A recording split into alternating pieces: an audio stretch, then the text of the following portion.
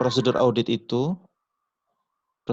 yang dirancang di audit program itu, dia bisa satu prosedur audit misalnya, dia bisa mencakup beberapa risiko dan juga beberapa asersi. Misalnya, kalau ini apa nih? Ini piutang kan ya. Kalau piutang itu kan prosedur yang defaultnya adalah piutang konfirmasi. Gitu kan? Ketika auditor melakukan konfirmasi itu banyak hal yang bisa terdeteksi dari risiko-risiko yang ada. Misalnya apa di sini ya? Misalnya ada risiko, tadi kayak saya dengar ada risiko salah catat di penjualan. Kayak ada ya risiko itu ya?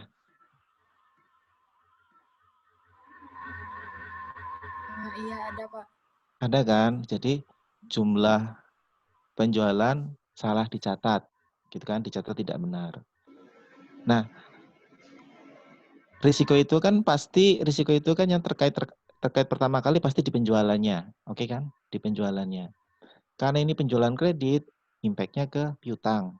Kalau penjualannya saya salah, pasti piutangnya juga salah, kan begitu. Kan gitu ya. Nah, di materi ini, di audit program yang jadi tugas ini adalah audit program khusus untuk piutang sesuai dengan RPS. Nah, ketika auditor melakukan, apa prosedur dilakukan? Misalnya tadi konfirmasi. Ternyata dari konfirmasi, ya, jadi konfirmasi itu bisa menjadi impact dari inherent risk, dari risiko yang tadi, penjualan salah dicatat. Prosedurnya misalnya konfirmasi. Ternyata dalam konfirmasi tadi ada yang dibalas bahwa perusahaan tuh salah salah memasukkan price list penjualannya. Si siapa tadi ya? Yang seharusnya 28 ditulis 82 gitu loh per karton. Yang pakai inches, Pak. Inches ya? Halo? Ada suaranya. Halo? Terdengar suara saya nggak? Dengaran, Pak? Okay. Sebentar, Pak. Kalau nggak salah dan customer-nya siapa namanya? Inces ya, Inces. Sorry. Benar, Inces. Iya benar Pak. Oke. Nah, dengan prosedur konfirmasi ternyata bisa mendeteksi bahwa perusahaan itu salah dalam mencatat penjualan. Kan begitu kan? Seharusnya 28 per karton, tapi ditulisnya 82 per karton. Nah, prosedur konfirmasi itu ternyata tidak hanya misalnya tadi di kelompok menyajikan menilai risiko penjualan yang tidak dicatat dengan benar itu risikonya apa? Asersinya apa? Kalian masukkan ke asersi apa?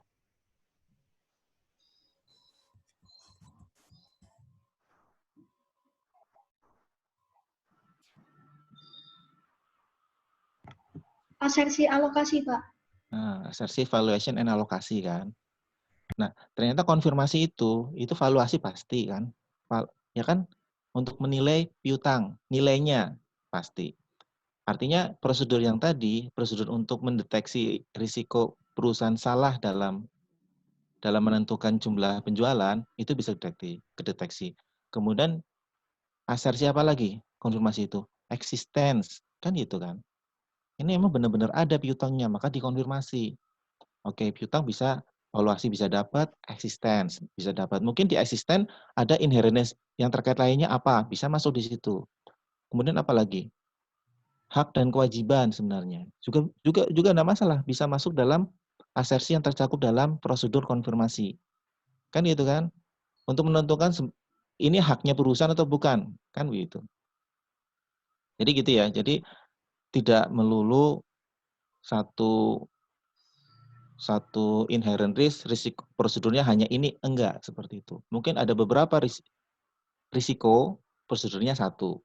Ada beberapa asersi, prosedurnya satu. Bisa dipahami saya nggak ini? Bisa, Bisa, Pak. Pak. Bisa. Mengerti ya? Oke. Terus, Ya. ayo yang lain.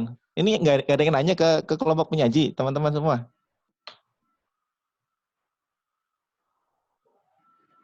Paling tadi sih saya sebelum ke TLC kelompok 2 belum menjelaskan terkait asumsi samplingnya sih Pak, yang bisa Ini saya siapa? mention. Oh iya, iya betul. Asumsi sampling ya. Meskipun asumsi itu perlu.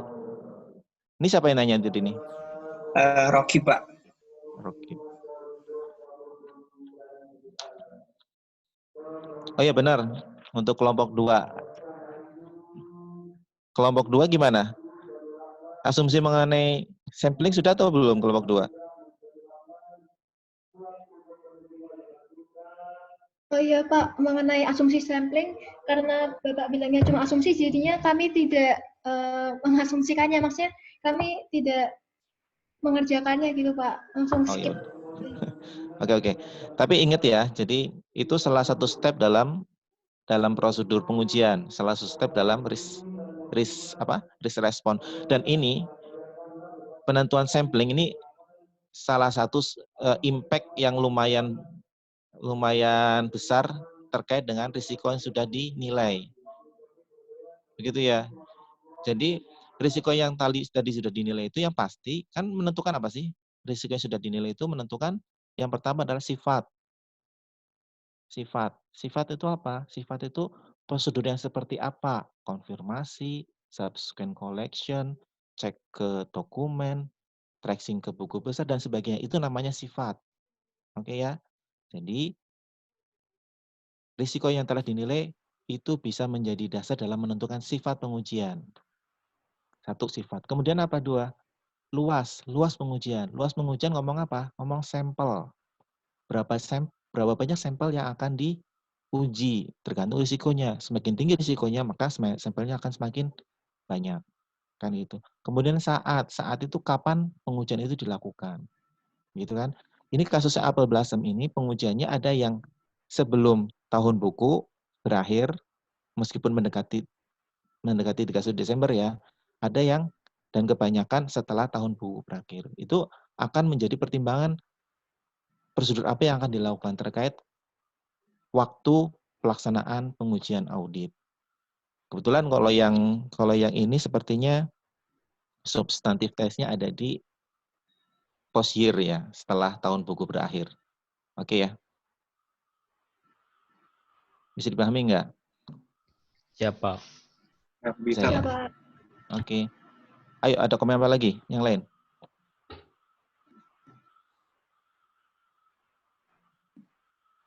Nanti saya belakangan komennya. Ayo.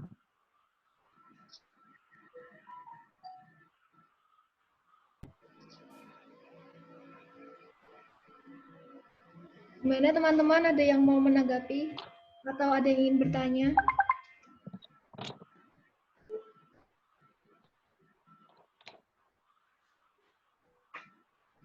Gimana? Yang lain? Kalau yang saya tangkap ini ya, kelompok 2, kalau secara proses, secara umum ya, secara umum proses dalam pengujian, kalau dilihat dari hasil kerjanya, saya lihat bisa nangkap lah, sudah mengerti substansi alur dari suatu audit di tahap risk respon.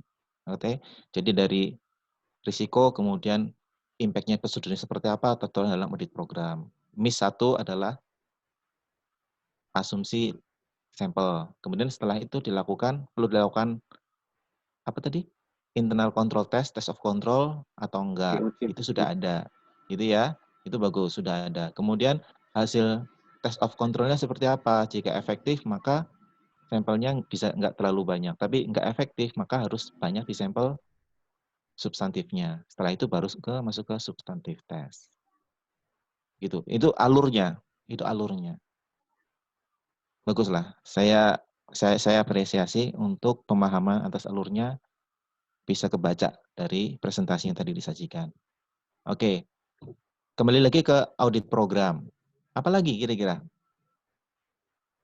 Ada beberapa nih yang perlu diperbaiki di audit programnya? Kira-kira apa?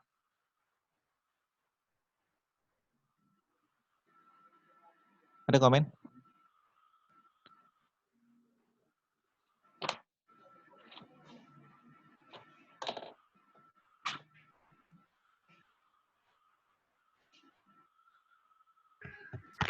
Pak, kalau saya sendiri sih jujur masih bingung mau komen apa karena saya sendiri pun masih bingung dengan audit program. Ini siapa ini?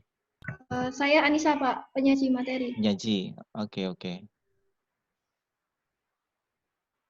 Ntar saya buka slide-nya. Tadi slide-nya bilang seperti apa sih? Antara slide dengan yang di Excel sama aja ya, Nisa ya? Sama, Pak. Sama ya? Oke. Oke ya.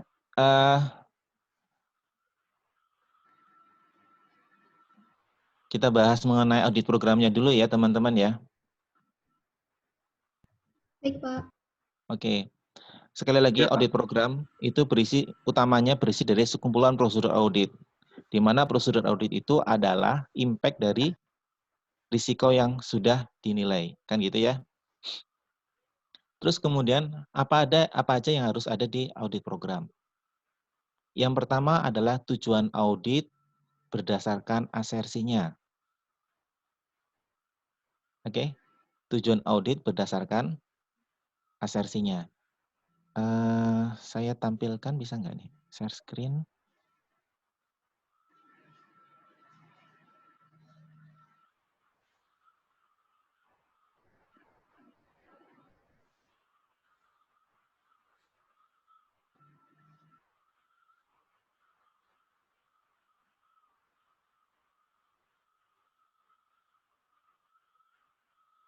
Bisa kelihatan?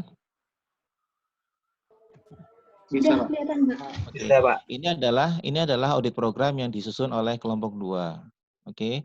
Yang pertama ada tujuan auditnya. Oke, benar. Benar sekali. Auditor perlu menentukan tujuan audit. Tujuan audit ini cukup ditulis secara umum aja.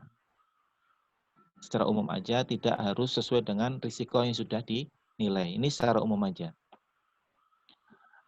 Eksisten tujuannya apa? Ini secara umum ya. Kalian lihat di buku-buku apa sih eksisten. Kamu ringkas jadi satu kalimat, kira-kira tujuannya seperti apa. Completeness misalnya ya. Seluruh piutang usaha sudah dicatat sudah dicatat secara benar. Itu adalah sudah cukup seperti itu. Misalnya completeness-nya tadi ya. Piutang usaha sudah dicatat secara benar. Kata-kata kuncinya tercatatnya. Itu sudah cukup. Best practice di praktek audit yang dilakukan oleh KAP-KAP seperti itu. Untuk tujuan audit dilakukan secara umum saja. Oke, kemudian yang kedua.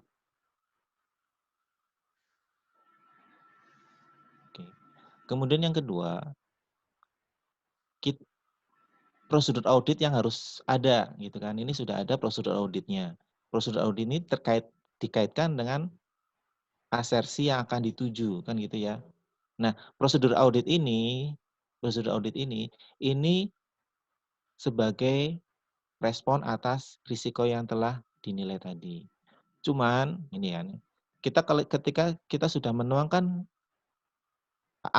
menuangkan prosedur audit dalam suatu audit program, dibuat prosedur audit itu mengalir gitu kan. Jadi runut gitu. Jadi si auditor nggak bingung. Yang pertama kali kira-kira apa kan gitu kan. Yang pertama kali kan biasanya apa sih? Yang pertama kali itu biasanya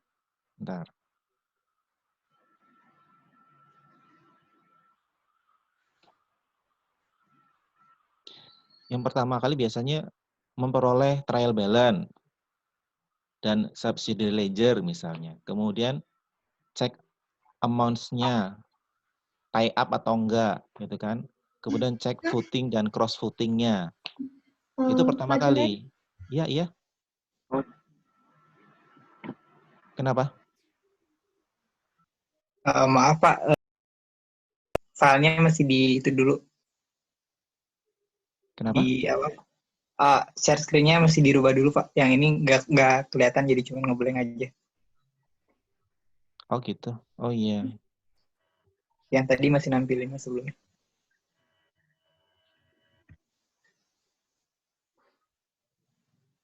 Saya stop share dulu ya. Iya, Pak. Oke, oke. Ini saya buat sekilas mengenai audit program.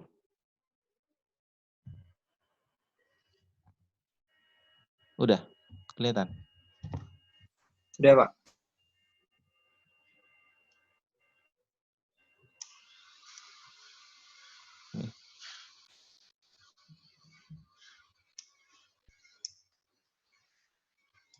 Gimana sih kok nggak muncul ya?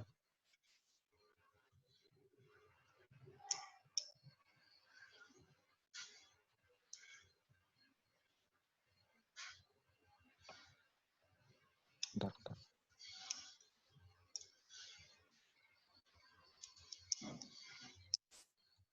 Loh, gimana sih ini kok ketika saya apa namanya?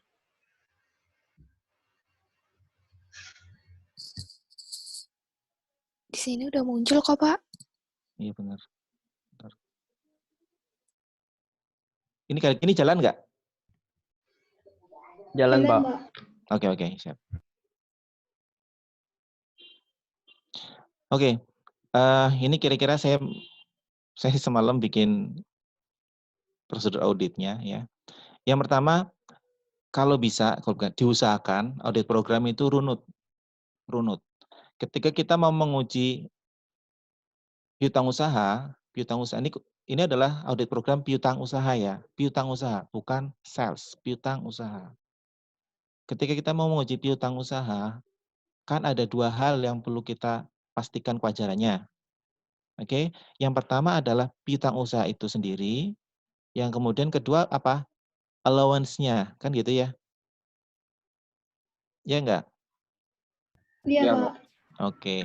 Allowance, kenapa allowance-nya itu nanti? Karena allowance itu mendasarkan pada nilai piutang usahanya, kan gitu kan? Berarti kita fokus pertama kali adalah ke piutang usahanya dulu. Gitu ya. Yang pertama misalnya gini, prosedurnya. Peroleh trial balance dan subsidiary ledger. Kemudian cek amount-nya, tie up atau enggak. Tie up itu maksudnya cocok atau enggak. Oke ya, tie up cocok atau enggak. Kemudian cek footing dan cross footing-nya. Udah ya. Terus kemudian ini masih sama lah, peroleh aged trial balance, cek AS sama, terus kemudian oke. Asersi yang bisa dicakup di sini saya kira ada completeness, ada valuation, ada existence. Meskipun dengan prosedur ini belum cukup bukti auditor menyatakan kewajaran atas akun ini. Meskipun ada asersi completeness di sini, valuation, existence, tapi belum cukup bukti kalau hanya prosedur ini. Begitu ya. Tapi ini adalah bagian dari asersi completeness, valuation, dan existence. Oke, terus kemudian cek individual customer balance atau dengan subsidiary ledger. Terus kemudian setelah itu kan, setelah kita sudah menentukan individual customer-nya, gitu kan, cek dengan subsidiary ledger dan angkanya sudah cocok, baru kita tentukan prosedur apa, mulai masuk ke lebih substantif lagi. Apa itu? Konfirmasi, begitu kan. Kita ngikutin alurnya yang ada di Apple Blossom. Apa yang dilakukan? Konfirmasi. Konfirmasi seperti apa? Ternyata ada dua jenis konfirmasi yang dilakukan. Yang pertama apa? Positif konfirmasi. Yang kedua, Negatif konfirmasi negatif. Kan gitu kan? Nah, supaya si auditor yang melaksanakan kerjaan ini nggak bingung, konfirmasi positif itu yang dilakukan yang seperti apa gitu kan. Ternyata sudah diatur, sudah ditentukan untuk nilai-nilai yang di atas $5.000. Kalau nggak salah gitu ya. Iya, benar, Pak. Benar kan? Nah, selain customer dengan nilai di atas $5.000 dilakukan konfirmasi negatif. Kan gitu kan. Tadi bagus kelompok sudah menerangkan kapan dalam kondisi apa dilakukan positive confirmation. Dalam kondisi apa juga dilakukan negative confirmation. Oke ya. Kalau positive confirmation itu umumnya saldonya yang besar-besar. Kalau saldo yang besar-besar berarti perusahaannya pasti besar-besar. Yang auditor yakini kalau dikirim konfirmasi mereka akan membalas. Oke? Sifatnya juga positif konfirmasi adalah perlu balasan. Nah, gitu. Kalau nggak dibalas artinya berarti belum dapat bukti. Itu ciri dari positif konfirmasi. Yang kedua adalah negative confirmation. Cirinya apa? Yang pertama, ketika internal control perusahaan itu dianggapnya bagus, maka boleh dilakukan negative confirmation. Kemudian kedua, apabila kemungkinan dibalasnya kecil. Gitu. Artinya ini jumlahnya kecil-kecil. Gitu. Misalnya PDAM gitu ya. PDAM mau menguji, auditor PDAM mau menguji piutangnya PDAM itu berapa. Nah PDAM kan customer siapa?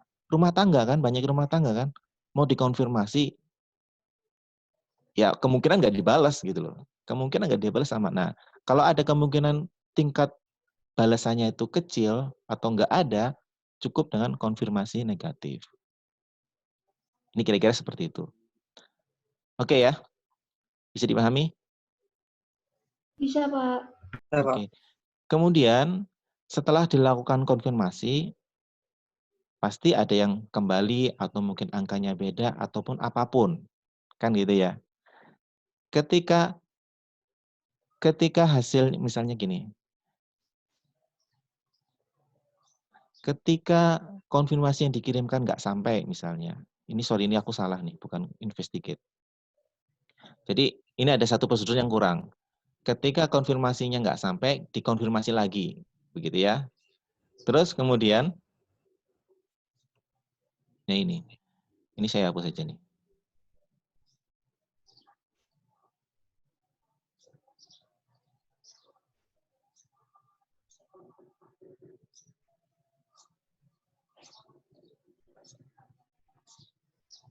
Oke. Yang investigate dengan yang bawahnya itu satu satuan sebenarnya. Untuk yang konfirmasi positif, kan gitu kan. Jika tidak dijawab, konfirmasi lagi. Oke. Atau misalnya, atau dilakukan alternatif prosedur. Namanya Account Receivable Collection Test. Di kelompok 2 sudah mencantumkan itu. Kalau nggak salah ada ya, kelompok 2 ya.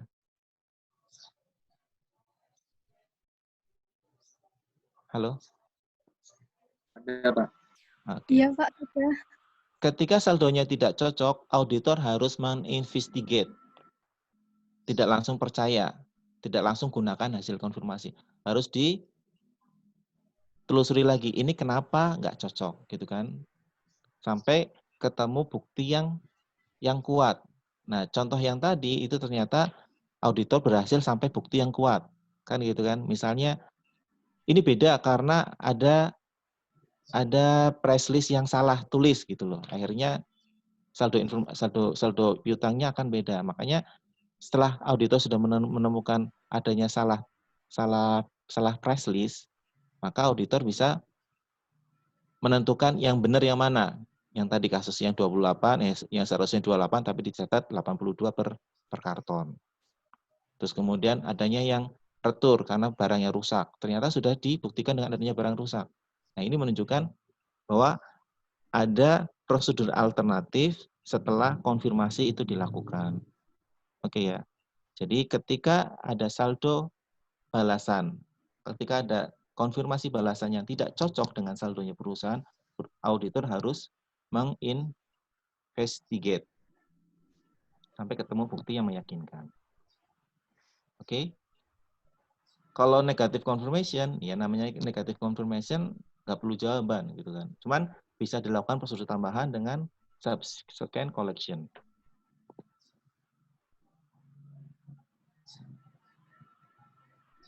Oke, terus kemudian ada risiko terkait cut off test gitu ya. Jadi risiko yang sebenarnya perusahaan itu belum diakui sebagai penjualan tapi diakui sebagai penjualan. Ini pasti tergantung dengan syarat penjualannya apa kan gitu kan. Termnya seperti apa. FOB shipping point atau destination.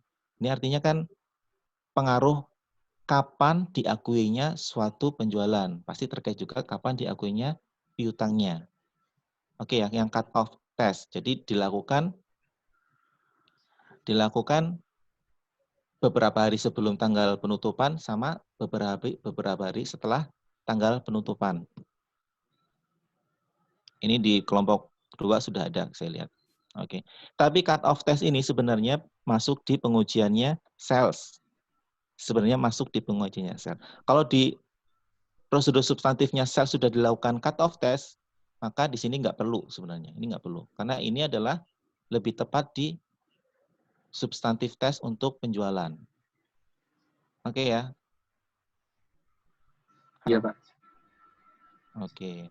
Terus Soalnya kenapa? prosedur itu dibuatnya berdasarkan resikonya kan, Pak.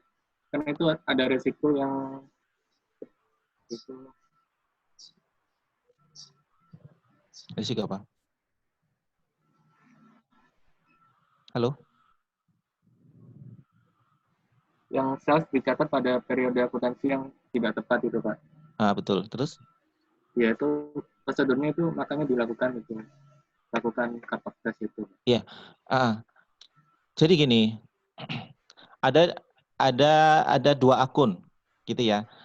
Secara garis besar ada 2 akun yang terdampak di siklus penjualan ini. Kan gitu ya. Yang pertama sales itu sendiri. Benar ya? Sales itu sendiri. Iya. Termasuk dengan apa namanya? Diskonnya atau returnnya itu ya, sales itu sendiri. Kemudian adalah kedua piutangnya termasuk allowance-nya. 2 ini. Lah 2 ini jangan dijadikan satu program audit. Nanti confuse di sini. Satu-satu. Yang diminta di tugas yang sesuai RPS adalah substantif test untuk apa? Untuk piutang usaha AR. saja. Iya. AR saja gitu loh. Jadi kalian jangan masukkan prosedur-prosedur audit untuk menguji sales. Jangan, nggak usah gitu, nggak usah.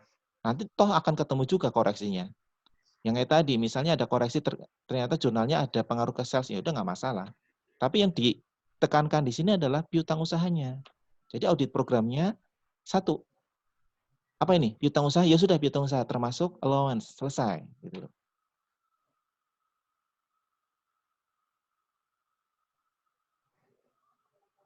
Ya, Pak, ada beberapa yang prosedur untuk sales ya. Nah, kedepannya fokuskan ke akun yang akan diuji. Kalau piutang usaha ya sudah piutang usaha. Temannya ya allowance, pastikan mereka allowance. Oke, nah yang tadi saya sebutkan cut off test ini sebenarnya ada di prosedurnya sales sebenarnya. Ketika di sales sudah menguji cut off test dan oke, otomatis piutang yang terkait juga oke gitu loh. Paham ya? Iya, Bisa paham, Pak. dipahami ya? Bisa dipahami ya? Oke. Nah, ini sebenarnya saya tulis supaya untuk menjelaskan saja. Cuman note di sini ini lebih tepat di pengujian sales gitu ya. Terus kemudian berikutnya yang terkait dengan presentation and disclosure. Apakah ada AR yang diakunkan misalnya? Ini perkiraan aja. Misalnya apakah ada AR yang dijual ke related parties? Misalnya seperti itu. Gitu ya. Ini misalnya saja. Karena meskipun ini tidak masuk dalam inherent risk, dalam risiko yang telah dinilai, tapi gimana pun juga auditor juga harus setidaknya menguji ini sebenarnya. Karena kan di awal itu mungkin identifikasi inherent risk-nya bisa jadi nggak semuanya. Tapi ini menurut saya penting, ini terkait dengan pengungkapan. Terkait dengan pengungkapan.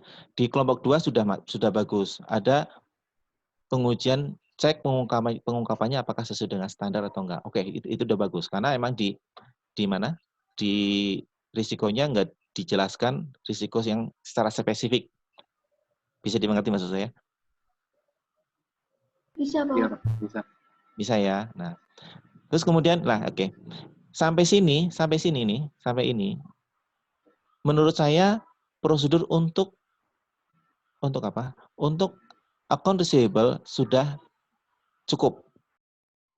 Prosedur untuk account receivable sudah Cukup. Oke, artinya sudah bisa diperkirakan auditednya berapa, accounts receivable auditednya berapa, kan begitu ya? Ya enggak?